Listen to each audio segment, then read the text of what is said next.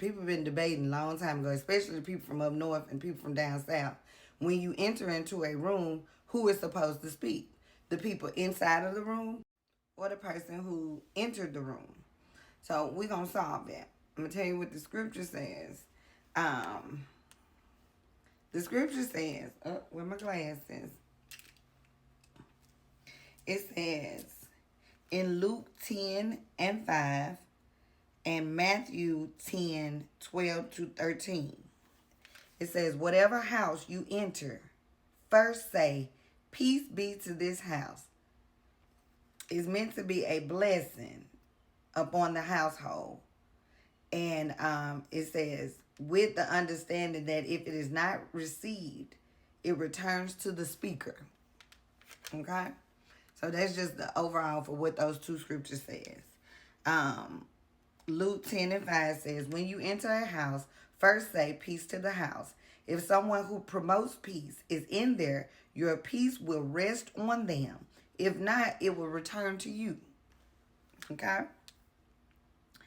In Matthew 10:12-13, it says the same thing, but it says Jesus instructs the disciples to bring a blessing of peace, shalom, when entering a home. If the household is receptive to the gospel, the peace remains, blessing them. But if rejected, the peace returns to the disciples. So, what the scripture say? When you enter into someone's home, it said in the scripture. People been debating it for years, like, who speak first? Well, you don't have to worry about that from a black man. Because when black men enter into a dwelling and they see other black men inside the dwelling, they personally, briefly fellowship and greet one another. Perfectly aligned. Perfectly aligned. You can't tell me that, things are not passed down, because it's something that they all do. And I've seen it all my life.